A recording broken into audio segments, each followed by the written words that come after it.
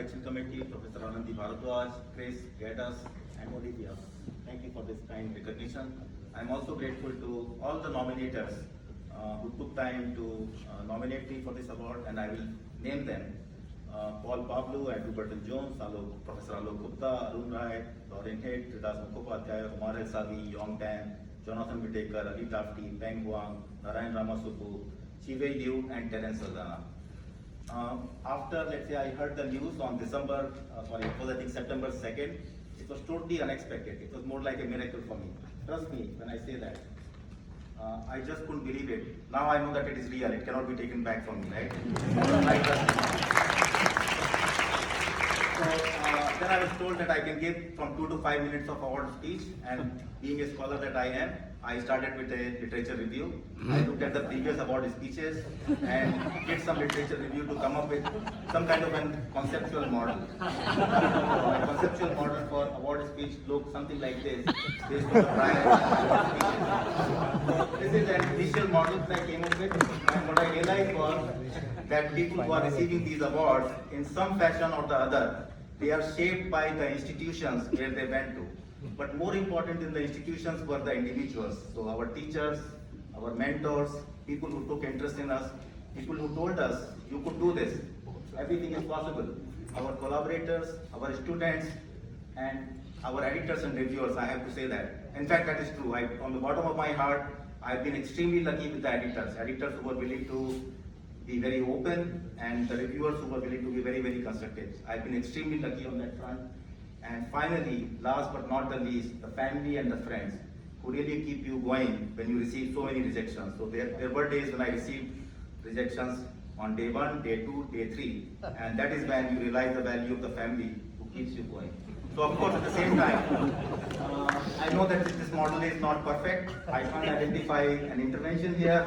Causality is suspect. So these days, I really believe in this conjunctural causation and the idea of equifinality.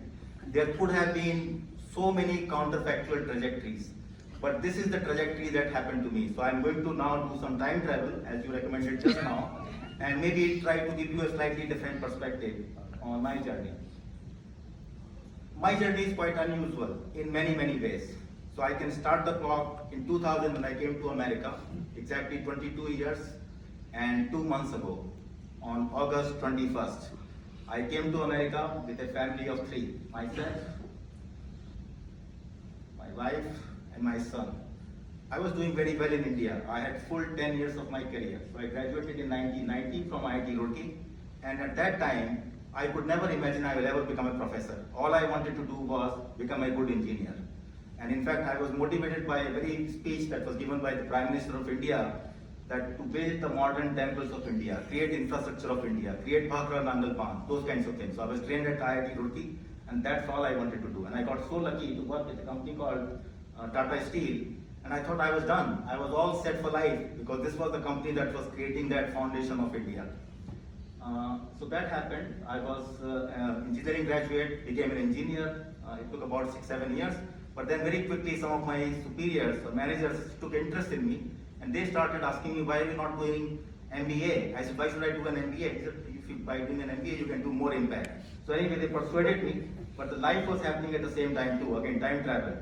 So in 1994, I got married. That was a great thing that happened to me. I found my direction to some extent. 1996, my son was born. I was a totally different person at that moment in time. But then I was also being prodded by my superiors to do MBA, which I did.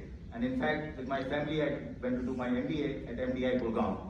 After that, I didn't want to do anything to do with engineering. I wanted to do management now. So I got an opportunity to work with a company called Tata Ryerson. I became the executive assistant to the managing director. I was now handling board level issues, exactly saying what the CEO does.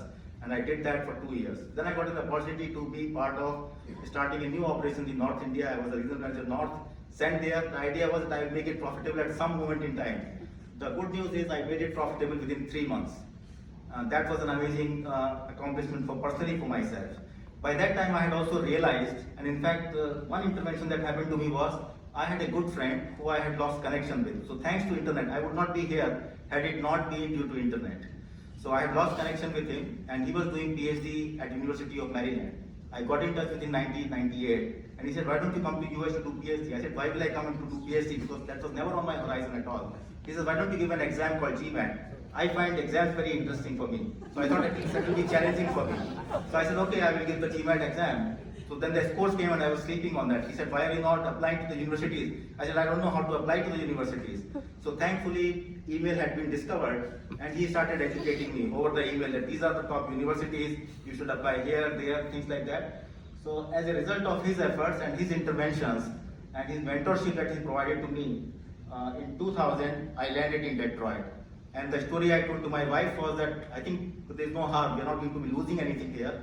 And my son wanted to meet with Robocop in Detroit because he was watching these cartoon movies at that time. So we landed in America in 2000 and it had been a thoroughly amazing journey. I think I got to meet with some of the best of the people after that. So I did PhD from 2000 to 2005. 2005 to 2018, I was at University of Maryland. Great set of colleagues who really shaped my trajectory. And since 2008, I'm at University of South Florida. And these are some of the pictures that I have picked together. Not everybody is here. I know that some of my teachers, these are my high school teachers in mathematics, 10th, 12th, they are not here anymore, but they are with me in the spirit. The teachers who taught me at IIT Roorkee, two of them there. I got lucky and I was hired by Sadusi Modi at Tata Steel. Some of the superiors that I got, they provided mentorship to me, which changed my trajectory. In fact, when I was taking study leave, it was almost got to be denied. But then there was a gentleman who was the HR manager who did his PhD from Wharton, and he intervened very forcefully. And he said, let this guy go, because if he wants to do higher education. Then I met with some of the people at MDI Gurgaon, they were my professors. Had a chance meeting with Professor C.K. Prahlad, who was the management guru of India at that time. And that really inspired me to really think about management career. These were my bosses in Tata Ryerson, and I think if I had not met him, probably I would have never considered America because his office was very close to my office as an expat. He was an expat there. This is the gentleman I was talking about, Abhishek Srivastava, who was doing his PhD at University of Maryland and who has been instrumental in my trajectory since my graduation in 1990 for the last 32 years. Don Harper took mercy at me, admitted me at University of Michigan, but so did Professor Samamurthy, who is here and who has been a mentor of mine since 1999 when I was applying for the PhD programs. And now you can see my advisor here, Professor M.S. Krishnan, many other great colleagues, my committee members, many of the editors. Of course, I got lucky then, went to University of Maryland, senior colleagues, and they in fact filled in the holes which were left in my PhD education in the 5 years. And some of those holes are still being filled by my many other collaborators and my PhD students.